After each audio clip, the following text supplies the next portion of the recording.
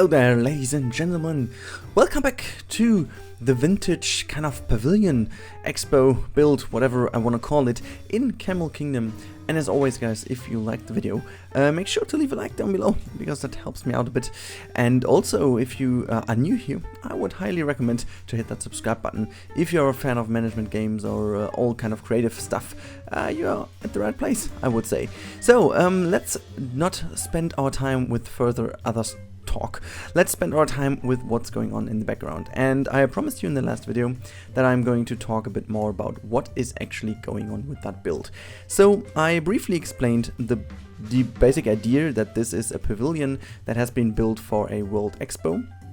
And since this whole thing is located within the Studios park, there has to be kind of a story around this, which I also briefly explained. And if you want to know more about that, just read the explanation down below in the description, or just go to the first episode of this build if you haven't seen that yet and just watch it. Because now we are going to talk a bit more about the basic idea how to use or abuse, I should say, the Bobsled Coaster. So, as you guys have pointed out in the comments in the last episode, this is not only a crazy idea, it also saves a lot of pieces. So basically, I wanted to make that kind of build for such a long time. Like, I was experimenting so much off screen with wooden builds. I even had the idea to kind of create an entire area in Camel Kingdom, actually, out of wooden structures, which are more like organic, which I'm still considering to do, but now I have a lot better tools at hand.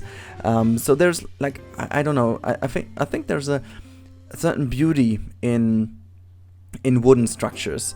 I love the texture of wood, and not only the texture in terms of how it does look, but also how it feels somehow. So I mean the game doesn't really transport that, but I feel like wood really is a material that is, well, at least it can be very premium and high quality.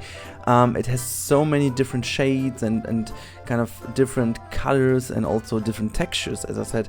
I just love it, and this kind of organic build to it is really something that has been developed in the mid 20th century, I should say, not 90s, mid 20th century. So it is around the 70s, 80s, early 60s also, and late 60s. So kind of starting with the 60s actually, where these kind of wooden designs took off, and they started with very kind of Bauhaus styled structures, which is very straight and very kind of darkish wood and also this kind of stuff. But then it moved on to be a lot more organic, with all these roundish shapes that even look like a bit more like actually nature forms you would really find outside.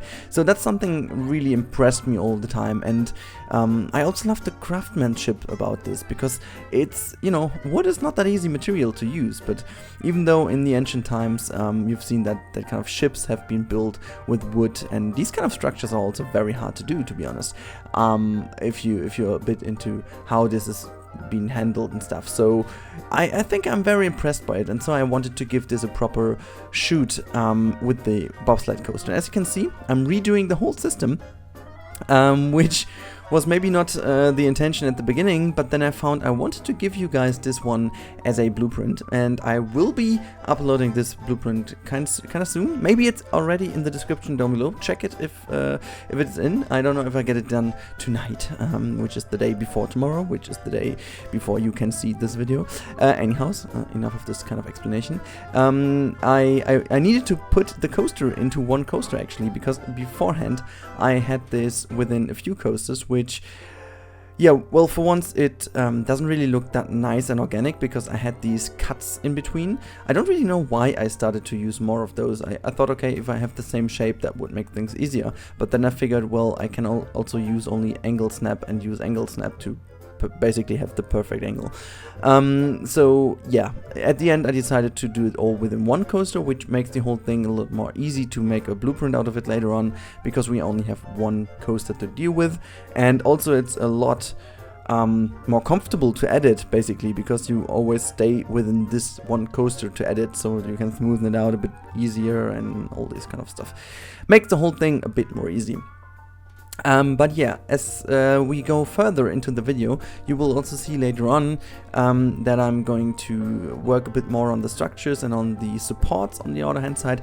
The only thing I'm not quite happy with, to be honest, in the end is the kind of realism aspect to the weight of this whole thing. So it is kind of floating over this whole thing. So the pavilion has this very big modern-esque but also kind of vintage looking roundish cup formed, I would say, rooftop, which in itself is, if you look at the of a static approach, so to say, then it kind of does hold together kind of well, because it would actually support itself quite well, because you have this leaning towards the inside a bit. It goes down a bit, so the weight would actually be coming together at these very angles where the both coaster sides. Actually, we have 4 sides. So if you imagine, we have I try to explain that a bit more like on an easy way, because it's hard to explain. So we have these 4 sides where also the supports are down below, and then those are all slightly turned inwards with a little tilt towards a lower position. So if you imagine, they all would want to go into the middle, so they all have like their weight point in the center, and since they're all leaning towards the center, they do have all the exact same point where they do meet with the forces, and then they do hold each other off, which really makes this whole thing kind of stable. Nevertheless, I would have loved to actually have something in the middle that does support the whole structure a bit more, because you have to imagine that also we have like weather influences and maybe snow in winter, and if the whole weight of snow would also go to the center, what effectively would happen, the whole thing could get way too weightful,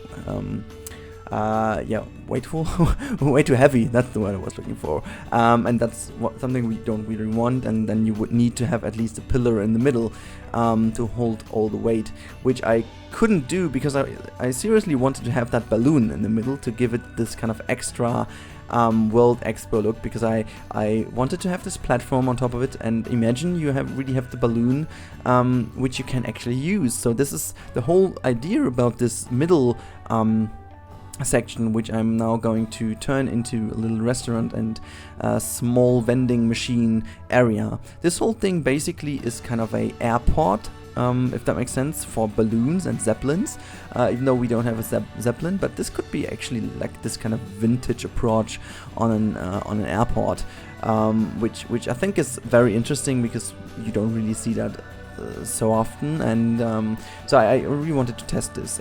So this in the middle would actually be the waiting lounge, where people have been waiting, and once the airplane, no, it's not the airplane, the balloon or the zeppelin would have landed, actually they can go on this platform which is on top of it, and I still have to make the stairs later on. So if this one is finished, and there are still no stairs, but I'm going to take care of it, although they will only be cosmetic, so they are not really functional, because why should people go there? It's not really a functional balloon in the end. So yeah, but I imagine there we would have like this kind of platform where you can go into the balloon and kind of go high up with this one to have a perfect view of the whole expo area. So this is kind of the whole background story about this build, and where this idea came from to make this little platform in the middle. And now, as I've explained this is also the reason why I couldn't really put a pillar in the middle as I had it in the last episode and in the last build of it. So there was a little bit of trial and error going on, and I wanted to fulfill this story with actually some aspects of realism. And you will also see me in this episode experimenting with some different supports on the 4 edges of this little thing. But it turned out they really don't look that nice. They turned out to look very messy. They really, I don't know, they just didn't fit in here. So I took the decision for the looks of it rather than the realism of it. I hope you guys can forgive me about that, but it really did look awkward in the end, so I didn't want to have those there. But yeah, anyways, there's not that much to talk about. You will see me putting in a lot of details as always now. Actually not that much, to be honest, in comparison to other builds, because I wanted to make a decent blueprint out of it. I mean, the roof definitely helps by keeping the piece count low while still having a really impressive build.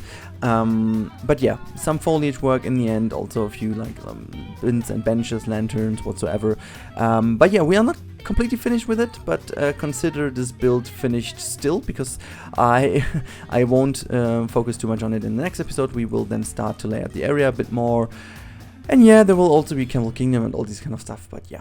For now, this should be it with my commentary, guys, and I hope you enjoyed this episode. As I said at the beginning, leave a like if you did enjoy, and let me know down below in the comments what you think of this background story, what you think of the vintage pack in general, and how you like me to approach the other aspects of this area. So, for example, which kind of movie sets we should have, and if you have any ideas how to use the wooden coaster also in here, I highly appreciate some comments about that, because I really have no idea how to implement this.